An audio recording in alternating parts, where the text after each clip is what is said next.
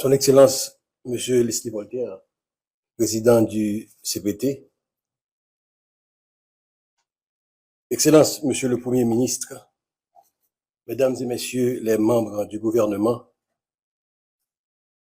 Monsieur le commandant-chef des forces armées d'Haïti, Monsieur le commandant-chef des forces de police, Monsieur le commandant-chef des forces de la mission multinationale de soutien à la sécurité, distingués représentants de la société civile, Mesdames, Messieurs les membres de la presse parlée, écrite et en ligne, honorables invités en vos rangs, grades et titres. Dans ce contexte de menaces de sécurité de niveau de défense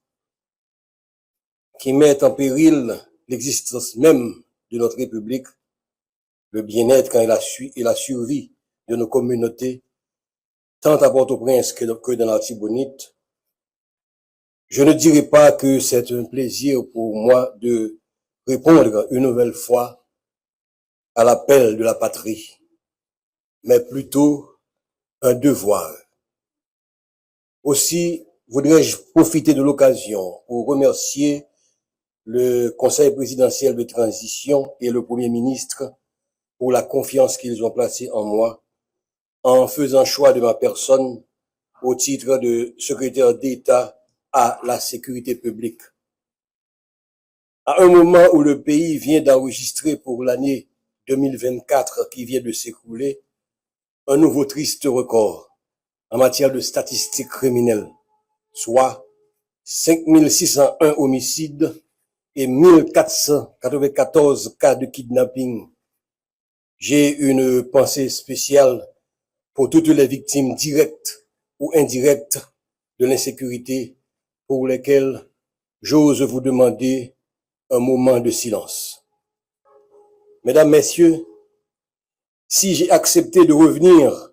au service de l'État et de la population dans un contexte aussi difficile que troublé, ce n'est pas parce que je crois que je peux faire des miracles, ni que je sois porteur d'un quelconque destin messianique, mais c'est seulement parce que j'ai grand espoir que mon expérience dans le domaine stratégique et opérationnel, associée aux compétences professionnelles de collaborateurs choisis sur mesure, pourront apporter une contribution significative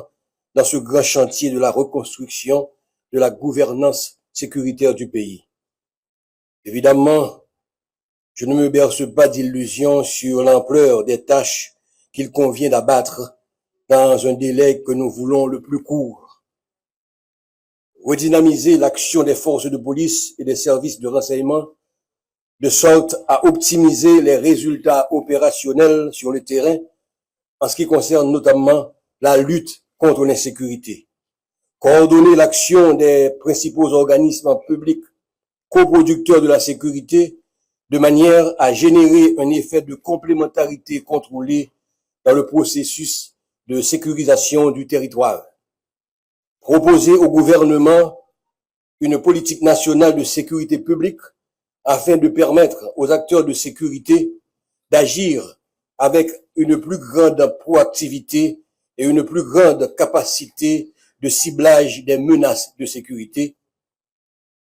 Et finalement, offrir à l'état-major de la PNH un encadrement technique pour lui permettre de renforcer la gouvernance interne de l'institution et d'améliorer le niveau de confiance de ses membres dans le commandement et le niveau de confiance de la population dans les forces de police.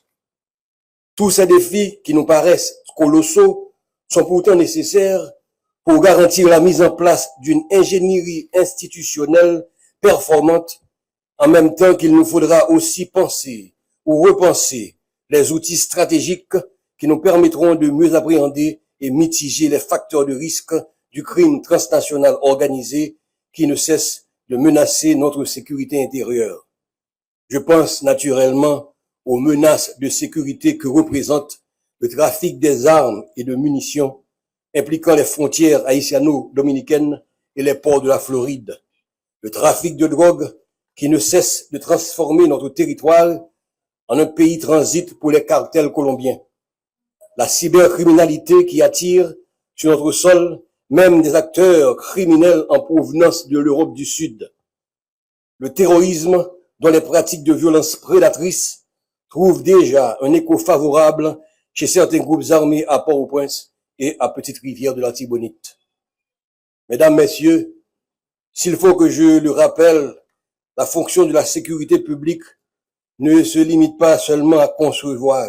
planifier, coordonner et mettre en œuvre des parades d'action institutionnelles se limitant exclusivement au domaine de la lutte contre la criminalité ou de la délinquance. Cette fonction s'étend aussi à tous les faits ou phénomènes non criminels susceptibles de porter atteinte à l'intégrité physique du citoyen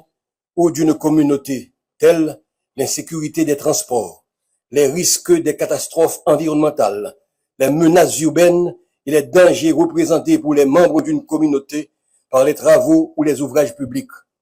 Autant vous dire, mesdames et messieurs, puisque la meilleure sécurité a toujours été celle qui implique la participation active des membres de la population dans la détermination des objectifs de sécurité, nous ambitionnons de construire des partenariats stratégiques avec les acteurs locaux des municipalités et des quartiers exposés ou menacés par les groupes armés ou les violences communautaires. Ces interactions constructives avec les membres de ces communautés nous permettront non seulement d'établir des agendas communs de sécurité susceptibles de servir de boussole à l'élaboration d'une politique nationale de sécurité, mais aussi de promouvoir des pratiques licites et respectueuses des droits de l'homme dans les stratégies de promotion de ces quartiers ou de ces communes contre les menaces d'incursion des groupes armés. Évidemment, notre plan d'action ne pourra s'exécuter avec succès sans le concours et l'effort individuel et collectif des personnels de la Secrétaire d'État à la sécurité publique, que nous saluons ici le courage et invitons déjà à une franche collaboration et au travail. Mesdames et messieurs, Haïti est au fond du gouffre. L'heure est grave et les attentes sont grandes. Nous sommes à un carrefour où nous devons nous résoudre à boucler le cycle de tous nos sentiments vécus et entretenus aux dépens du moi national crucifié par nos ambitions et nourri des compétences voulues. C'est le moment des sacrifices.